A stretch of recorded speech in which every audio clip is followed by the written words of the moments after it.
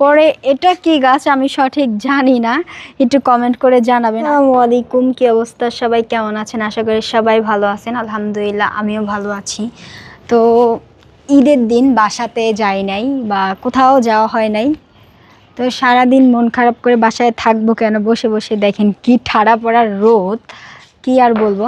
তো মনে হলো যে আমি একটু ছাদে যাই, গোসল করলাম, তারপর একটু নিজেকে ফ্রেশভাবে সাজালাম, দেখি আসলে নিজেকে কেমন লাগতেছে। আলহামদুলিল্লাহ।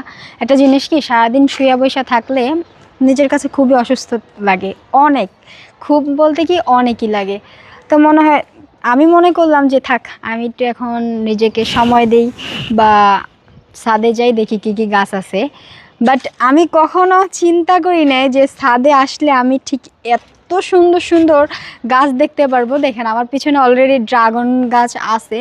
পরে এটা কি গাছ আমি সঠিক জানি না, একটু কমেন্ট করে জানাবেন। আসলে এটা সুন্দর, অপরূপ সুন্দর। আসলে আপনারা যদি চান আমি প্রতিদিন এই গাছের ব্লগ নিয়ে আসবো, কখন কি হয় এই গাছটা সেটা নিয়ে আসবো। দেখেন এখানে কত পরিমাণ গাছ আছে, যেরকম ড্রাগন ফল আছে, এটা আমি ভালো চিনি কারণ এটা আমি খাই, তো এই কারণে আমি ভালো চিনি। তারপরে এটা হচ্ছে হয়তো শশা গাছ হইতে পারে, শশা। তারপর এটা হচ্ছে থাই পাতা, যেটা আমরা স্যুপে ইউজ করি, থাই স্যুপে। পরে এটা হচ্ছে বিলাতি ধনিয়া পাতা, যেটার স্মেল আমার কাছে খুব ভাল লাগে। মানুষের গাছ তো না বলে ছিললাম না। তারপর এটা হচ্ছে খুবই কাঁটাদায়ক, এটা হয়তো বছরে একবার ফল আসে। আমি এখন থেকে রোজ চেষ্টা করবো একবার হলো এই গাছে এসে একটু পানি দেওয়ার, কারণ দেখেন কত পরিমাণ সুন্দর গাছগুলো ওইখান থেকে দেখা যাচ্ছে। পরে এইখানে দেখেন ডাঁটা শাকের মতো, এটা হচ্ছে বিলাতি পাট শাক বলে হয়তো সম্ভবত যেটা। আর এখানে একটা ড্রাগন গাছ আছে। পরে এইটা কি গাছ আমি জানি না, এটা পড়ে আছে, তা আমি দেখি এটাকে উঠাই দিই। বিসমিল্লাহ। এই দেখেন এখন কি সুন্দর লাগবে, এটাকে উঠাই দেওয়ার পর আরো সুন্দর লাগবে। আর এটা হচ্ছে পাথর কুচি পাতা, যেটা হচ্ছে যাদের আপনার বাথরুমে যাওয়ার সমস্যা থাকে, যেটাই হোক, কিছু নেগেটিভ মাইন্ডে নেবেন না, স্বাভাবিক, এটা সেই উপকার হয়।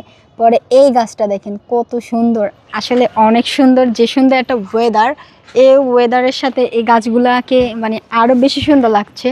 তো আরও দেখাই, আরও চমক বাকি আছে, যেরকম দেখাই আপনাদেরকে।